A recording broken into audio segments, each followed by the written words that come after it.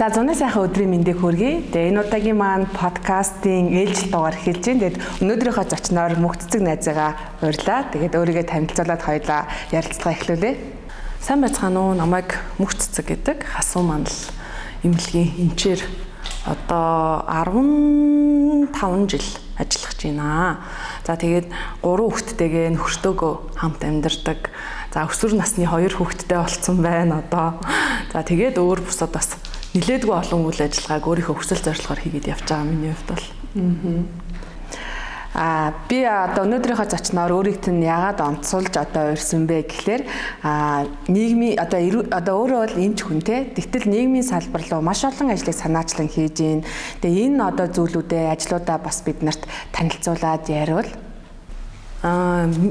Эмч мэргэжилтэд хэдий ч олон талын үйл ажиллагааг ер нь хийгээд байгаа. Тэгэхээр 2012 онд сургуулаа төгсөөд эмчийн мэргэжлэр эзэмшээд за ингээд нөгөө туяахан амьлагт ажиллаад эхэлсэн. Тэгэд яг энэ нийгмийн салбар руу анх хөл тавьсан нь бол Арангаан сайхан бүсгүүчүүд гэдэг группээ санаачлаад тэгээд эхэлж исэн. Тэгээ анх эхлэхдээ бол би зүгээр л яг ерөнхийдөө бол ингээд эмэгтэйчүүд нэг их өөрхөн нэгдэх юм байна. За нэгдэнгүүтээ бид нар юм хандив тусламжийн үйл ажиллагааг хамтдаа нийлээд эхэлье гэдэг ийм үүднээс эхэлсэн байхгүй. Тэгээ яг одоо санах юм бол би яг 2018 онд шиг санагдаж байна. Хүүгээ ингээд урдаа үүссэн 12 сард хүүгээ үүссэн өөргөвчөнд хийгээ үүссэн. Тэгэнгүүтээ за олон хүүхдүүдтэй ээжүүдэд эхний ээлжинд туслая. За тэгээд туслахтаа болохоор хөөрхөн юм ёолк авч өгөөд ингээ хүүхдүүдэд нь гарын бэлэг өгөхөр байдлаар гээд яг өвлийн өвтөнд бид хэд чинь ингээд хүүхдээ тэрвэрсэн үүссэн нэг иймэрхүү байдалд анх эхлүүлж исэн бол одоо бас 9500 орчим гишүүнтэй манай групп маань за тэгээд нийгэм рүүгээ чиглэсэн бас нилээдгүй олон үйл ажиллагааг ямар ч байсан явуулсан байна. Тэгээ яг эхний миний бодсон чиглэл бол одоо өөрчлөгдсөн л дөө. Анх эхлээд би бодохдоо бол ерөөсөө хандив байдлаар хүмүүст гоё тусламж үзүүлээд эерэг байдлыг уриалах хэрэгтэй юм байна гэж бодож исэн бол одоо миний бодож байгаа өнцөг бол мөнгө цуглуулж хүнд ямар нэг байдлаар объектив зүйл өгөхөөсөө илүүгээр хүний оюунд нь хөрөнгө оруулалт хийх тал дээр эсвэл нийт массыг хамарсан үйл ажиллагаа тэр тусмаа хүүхдүүд рүү чиглэсэн үйл ажиллагаа хийх хэрэгтэй байна гэж арай бодож ингээд чиглээд арай дахиад нөгөө чиглэл маань өөрчлөгдөө зорилго маань арай өөр чиглэл рүү болсон байдалтай явж байгаа гэсэн үг. За ингээд ямар ч байсан Арангаан сайхан бүсгүүчүүдээ санаачлаад админаар нь одоогийн байдлаар ингээд ажиллаа явж байгаа. Үүнээс гадна ингээд явж итэл яалтч арга байхгүй зориг нэгтэй хүмүүс ингээ хоорондоо холбогддог. Тийм учраас эмэгтэйчүүдийн холбооноос надад бас тэргүүлэгч болох санал ирсэн. Тэгэхээр яалтч арга байхгүй миний дотор хүсэл зориг маань өөрөө эмэгтэйчүүд рүүгээ чиглэсэн үйл ажиллагаа үзүүлэе гэдэг тийм зорилготой байсан учраас үүн дээр айгуу гоё статагаар хүлээж аваад тэгээд Монголын эмэгтэйчүүдийн холбооны Арангаан аймаг дахь салбарынхаа нэг тэргүүлэгч нь болоод ингээд олон сайхан амжилттай аваа бүсгүүчүүдтэйгээ нэгдээд бас ажиллаж байгаа. За үүн дээрээс нэмэгдээд бас нэг юм байгаа нь юу гэхээр нөгөө ажлынхаа хасуу мандал эмнэлгийнхаа үйл ажиллагаан дээр бас л нийгэмлүү чиглэсэн гэдэг үйл ажиллагаа давхар яваал байгаа. Тэгэхээр ясны сэргэжилтийн юм сургалтыг одоо нэг 1000 орчим хүнд ер нь үн төлбөргүйгээр ингээд хүргээд байгаа. Тэгэхээр яалтч арга байхгүй л дотор тэр зүйл байгаа учраас олон салбар чиглэл рүү энэ чиглэлээрээ үйл ажиллагаагаа явуулаад өөрийнхөө хэмжээнд зорилго төлөвлөлтөө гаргаад хэрэгжүүлээд ингээд явж ин да. Тийм миний хувьд. Ямар мундаг юм бэ гэдэг одоо таны одоо өдний хүртэл хийсэн ажлыг ингээд сонссон чинь би чинь бас юу исэн бэлээ гэж бодох шиг боллоо. Тэгээд яа харахгүй нөгөө бидний яг энэ нийгэмд одоо хүрэх гээд байгаа зорилго маань нэг зөвхөн одоо үндсэн ажиллаа хийгээл би болж гинөө. Би одоо бүтэж гинэ гэж явах юм бол хинч тэгэл яваад байна. Гэтэл бид нэр одоо хаалганаасаа гараад л нийгэмд одоо ингээд амьдарч байгаа те. Тэгэхээр тэнд амьдарч байгаа хүмүүс нөгөө ёс зүйг эрхэмлдэг байгаасай, сайн сайхныг түгээдэг байгаасай гэдэг энэ үндсэн чиг үүргийг бол одоо яг өөрийнхөө ажлын аж жагаар маш ингэж нөгөө үр дүнтэйгээр зохион байгуулж байгааг бодвол би хараад ямар мундаг юм бэ гэж ер нь бол биширдэг. Тэгээд саяны одоо Арангаан сайхан бүсгүүчүүд группийг үүсгэн байгуулад одоо л ингээд одоо 100000-аад хүнийг ингээд нэг игнэнд одоо нэгтгээд те тэр хүн болгоны хэрэгцээ сонирхолд нийцсэн үйл ажиллагааг алуулах зохион байгуулах гэж явж байгаа гэж байна те. Тэгэхээр энэ тал дээр хамгийн одоо үр дүнд хүрсэн онцлог нэг ажлаа сонгоод танилцуулаач. За мөн эмэгтэйчтэй холбоон дээр хүртэл ингээд бид хоёр уг нь бол нэг одоо холбооны тэргүүлэгчтэй. Гэтэл би одоо өөрийнхөө үндсэн энэ ажлаар соён гэгэрүүл хийх ёстой гэл ингээл явж идэл мөхцөг бүр шал өөр хүн бэжж ингээл өргөн дэлгэрийн ажлуудыг зохион байгуулаа. Одоо манайхаа хүрээ дээрээ хийе гэл ингээ явж идэг. Тэгэхээр энэ хоёр одоо үндсэн одоо өргөн хүрээнд хийж байгаа ажлаасаа нэг ажлыг онцлоод танилцуулаач. Сайхан бүсгүүчүүд группийн ажлууд бол зөндөө олон ажлууд байна. Тэгээ одоо ингээ бодонгууд жижигхэн олон ажлууд хийсэн. Яг хамгийн их бидний нэгдэж чадсан юу вэ гэхээр хүүхдийн шаралт хэмждэг аппаратыг бид нар 1-2 сая төгрөгөөр авч өгч байсан. Тэгээ яг ер нь их мөнгнөөс бол би жоохон айдаг. Олон хүмүүсээс их мөнгөний хандив аавна гэдэг өөрөө хэцүү. Эргээд нөгөө асуудал үүсэх надад итгэж байгаа байхгүй тэр хүмүүс чинь. Одоо энэ 9,000 хүн чинь надад итгэж тэр мөнгнүүдийг цуглуулж өгч байгаа. Тэгэхээр хин нэг хүнд бид нар ингээл мөнгө хандивлаад өгөх илүү те. Тэгэхээр энэ хандивлсан мөнгийг үр бүтээлтэй ашигтайгаар зарцуулж хамсан гэж ер нь бол маш их боддог гэсэн. Тэгэд яг шаралт хэмждэг аппарат маань одоо ч гэсэн ажиллаж байгаа. Тэгээд өрхийн эмнэлгүүд дээр явж байгаа юм байлээ. Тэгээ ямар ч байсан гэсэн энэ бол бас бидний нилээдгүй ингэж хүч чармайлт гаргаж байгаа ажил байгаа. Тэгээ нөө түрүүний хэлсэнчлэн анх эхлээд бодож исэн зорилго маань өөрчлөгдөд одоо бол би илүү их оюунлаг байдал руу чиглэсэн буюу хүүхд рүү чиглэх ёстой байна гэдэг юмнуудаа хийж байгаа. Тэгээд сүүлийн энийг би бас тодтогё гэж бодож байна л да. Ганц биш хоёр л орчлоо гэдэг шиг. Тэгэхээр хүүхдэд ээлтэй орчин бүрдүүлцгийг энийг одоо хийж байгаа. Ямар нэг том бүтээн байгуулалт хийхгүйгүй бид нар их мөнгө цуглуулах гаагүй. Гол нь юу зорж байгаа вэ гэхээр хүмүүст нэг юм санааг өгөх гээд байгаа байхгүй. Хүүхдийн ээлтэй орчин, хүүхдийн эрх гэж яриад байгаа. Эрхийг хамгаална. Хүүхдийн эрхийн өдөр, хүүхдийн баярын өдөр гэж яриад байгаа мөрчлөөсөө бид нар ямар эрхтэйг нь томчууд бид ч мэдэхгүй. Тэгээ хүүхдүүд ч мэдэхгүй. Тэгээ эрхийг мэдэхгүй бол эрхийг хамгаалах талаар яриад хэрэггүй байхгүй. Тэгээд бидний гол зорилго үүрэг одоо юу байгаа вэ гэхээр хүүхдэд ээлтэй орчинг нь бүрдүүлж л өгөх гээд байгаа. Тэгэхээр ээлтэй орчин гэж юу байх юм те? Эрүүл, аюулгүй, цэвэр энэ сайхан орчинд бид нар сургах, хүмүүжүүлэх, тоглох, наадах эрхийг нь өгөх хэрэгтэй байхгүй. Тэр энэ болгон дээр нэг юм жижигэн ч гэсэн санаа өгөх байдлаар бол сайхан бүсгүүчүүд дээр явж байгаа гэсэн үг. Эмэгтэйчүүдийн холбооны маань хувьд гэх юм бол бидний хамгийн том одоо тууштай явж байгаа ажил бол сар болгон сургалт зохион байгуулдаг.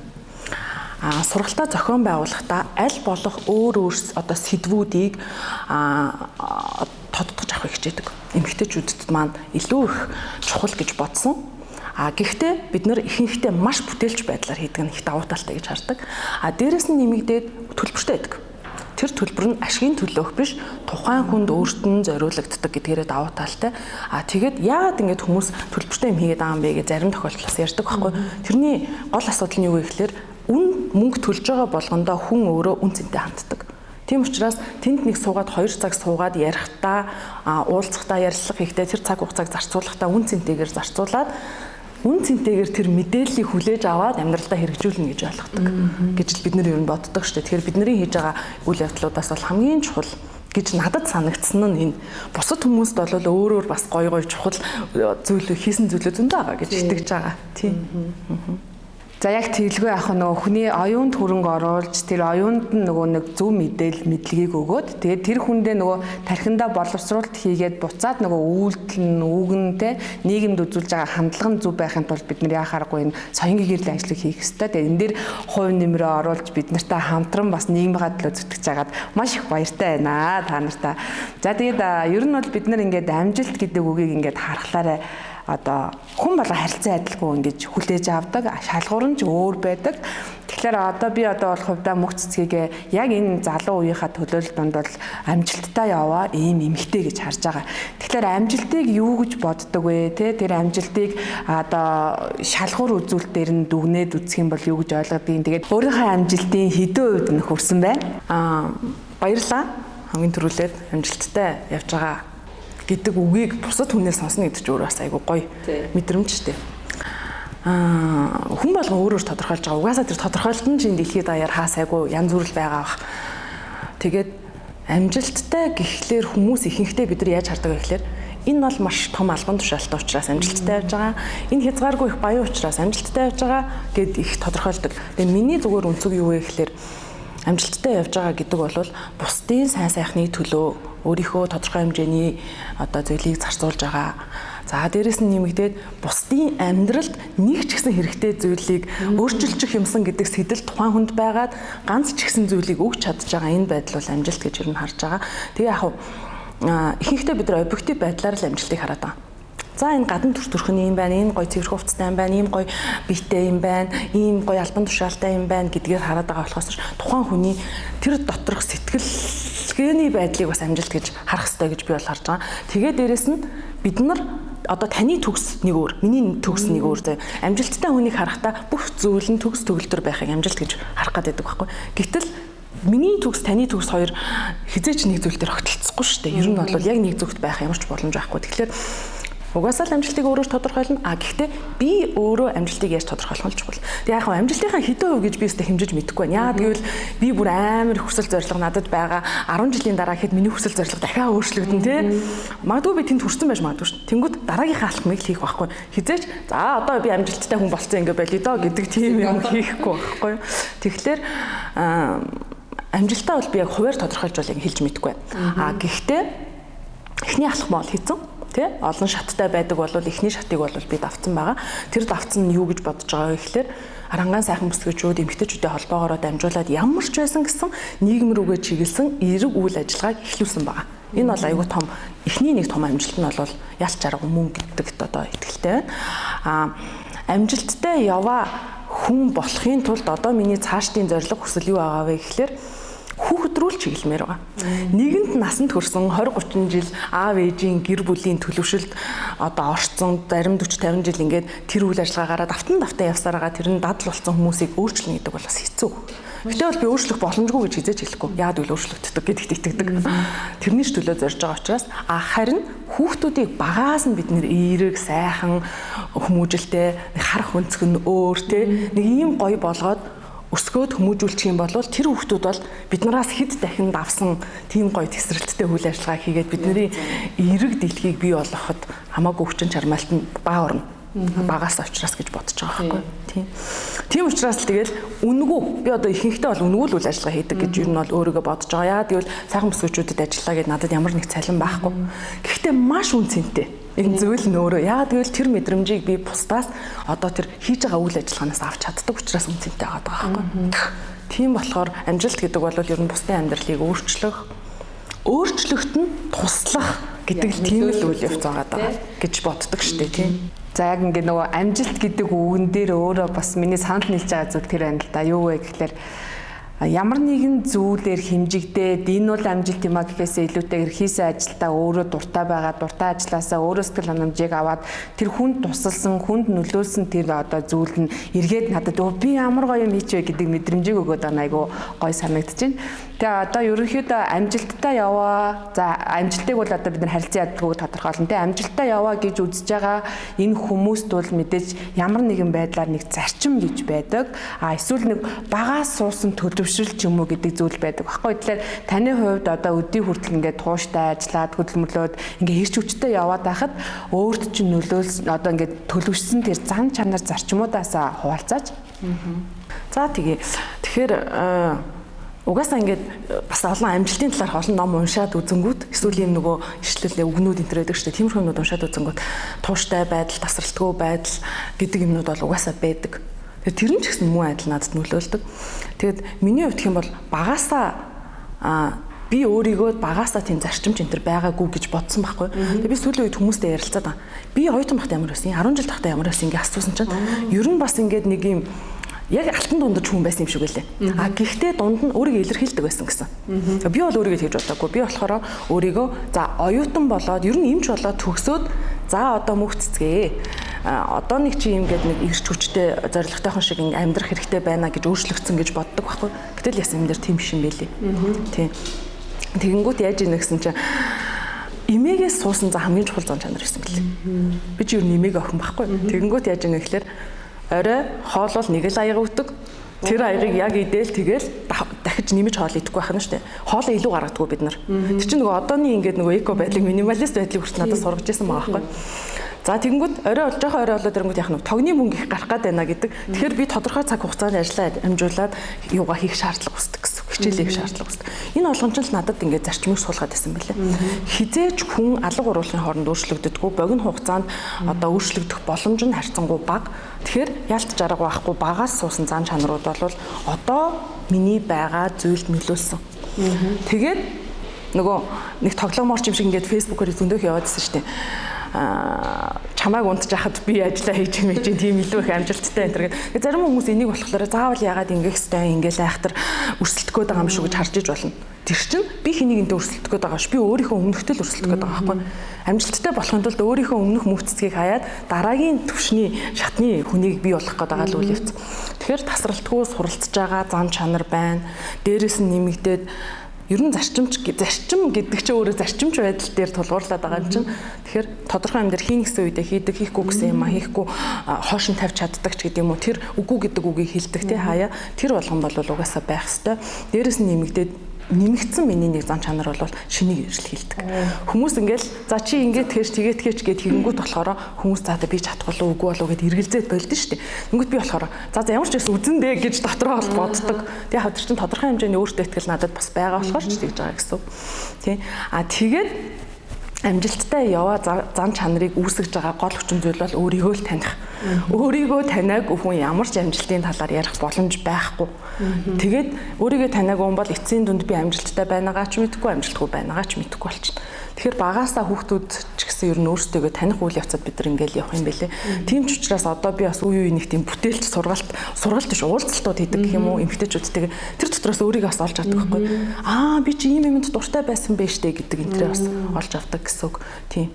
Тэг яг амжилттай гэдэг талаас нэг тийм юм яриа байгаа. Нөгөө талаас гэх юм бол яг анх эхлээд сайхан бүсгүйчүүдийг үүсгэсэн шалтгаан байж болзошгүй зүйл нь юу вэ гэхээр нөгөө надад айхтар их юм зовлон тохиолдоод тэрний дараа тэрийгэ даван туулахын тулд би жоохон буян үлдэх хэрэгтэй юм байна гэдэг сэтлээс ихсэн байж магадгүй гэж би бас боддог байхгүй. Гэхдээ одоо харж байгаа өнцөг бол юу вэ гэхээр миний ерөөсөө дотор байдаг зан чанар бол энэ хорвоо ертөнцид дэлхийд төршгтөө би ганцхан ажиллах гэж төрөөгүй байна л гэж боддог. Яалт жаргал байхгүй миний хүсэл зорилго нь юу вэ гэхээр бусдын сайн сайхны төлөө энэ ямар нэг байдлаар нэг тийм хүн чинь зорилготой ирсэн байгаа шүү дээ. Хүн болгоны зорилго өөр байгаа. Гэхдээ тэр лүгөө хурж байгаа нь хэр зэрэг байна, талд нь очиод дуусгаж байгаа нь хэр зэрэг байна л байхгүй.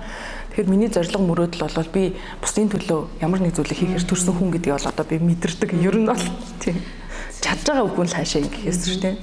Цаг хугацаа харуулна гэдэг. Цаг хугацаа харуулна тийм. За ингээд яг ингээд саяны нөгөө амжилтанд хүрэхэд ямар зан чанар нөлөөлсөн бэ гэдэг хариулт чинь бол одоо яг үнэн байгаа байхгүй юу?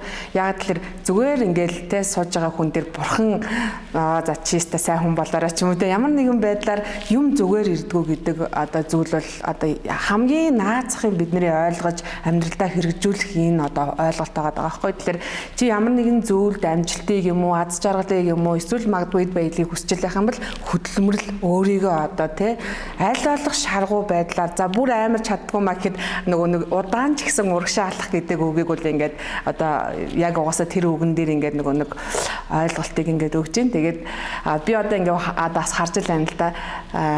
Яг одоо ингээд мөх цэцэг гэдэг хүн яаж тэгвэл урагшлаад байгаа юм бэ гэдээ ингээд хараад байсан чинь өөрийгөө маш их тасралтгүй хөгжүүлдэг юм байна гэдэг зүйлийг би сүүлийн үед бас ингээд хараад байгаа байхгүй. Тэгэхээр өөртөө яаж цаг гаргаж өдөрт одоо өөрийгөө ямар одоо дадал зуршлаар те эсвэл ямар одоо хөтөлбөрөөр өөрийгөө ер нь одоо чадахжуулж ингэж явж ийн вэ гэдэг талаасаа бас санаа олгоод хуваалцаач. Тийштэй яг үнэн. Тасралтгүй суралцсан гэдэг чинь л угаасаа гол зүйл байгаа.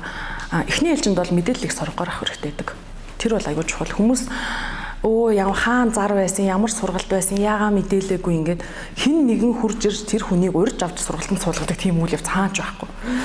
Маш соргоор энэ надтай хамааралтай байж болох уугүй юу энэ төр гэдэг дээр л байх юм билий. Тэгээ одоо ч гэсэндээ ер нь би ингээл сүүлийн үедээс амар их сургалтанд сууж байгаа яг үнэ. За амар гэж хэлж болтгоо байх та гэдэг шиг. Сургалтын сургуулийн сургагч багшийн сургалтанд суусан. Тэр бас надад маш их таалагдсан. Яг ялч арга байхгүй миний эмчийн болон одоо энэ хийж байгаа чиглэл хоёроос шал өөр багшийн эм чиглэл рүү орохоор бас айгүй гоё сонирхолтой байгаа. Багш нар ямар мундаг гэдгийг би бас ойлгож байгаа. Үнэхээр айхтар тийм зүйлээс нь за тэр бол маш гоё зүйл байгаа. Тэгээ энийг бас хэрэгжүүлээд явна гэдэгт итгэлтэй байгаа. Үүн дээрээс гадна одоо би голланд банкны менторшип хөтөлбөрт явж байгаа. За өчигдөр хаан банкны 2 өдрийн сургалтанд суусан. За тэгэл ингээд ийм жижиг сургалтууд бол янз бүр байгаа. Гэхдээ энэ болгон ямар ч тохиолдолд тэр одоо ямар нэг сургалтанд би цаг хугацааг болон мөнгийг те зориулалтыг зарцуулж байгаа бол тэр сургалтаас ямар нэг юмыг авахыг хүсдэг, авч чаддаг. Яг гэвэл би тийм сэтгэл зүйтэй очиж байгаа учраас тэгээд эхний ээлжинд мэдээллийг авах хэрэгтэй. Хоёрдугаар гэх юм бол өөртөө тодорхой хэмжээний цагийг бид нар гаргах ёстой юм билээ. Би чинь заримдаа гаргана, заримдаа гарахгүй яг адилхан хүмүүс яг яаж байгаатай яг адилхан л та. Заримдаа бол нөгөө ажлынхаа төлөө улаарал дайраал те өдөр шөнө өглөө оройгоо суугаал нөгөө эрүүл мэнд зэндийг хаяал явна. Гэхдээ тэрийг би болохгүй байна шүү гэдгийг ойлгож байгаа болохоор буцаа сэргэл давна ч гэдэг юм уу ийм байдлаар явж байгаа. Хүмүүс болохоор угаасаа энэ хүнд дадал болсон энэ төр гэж боддгийн.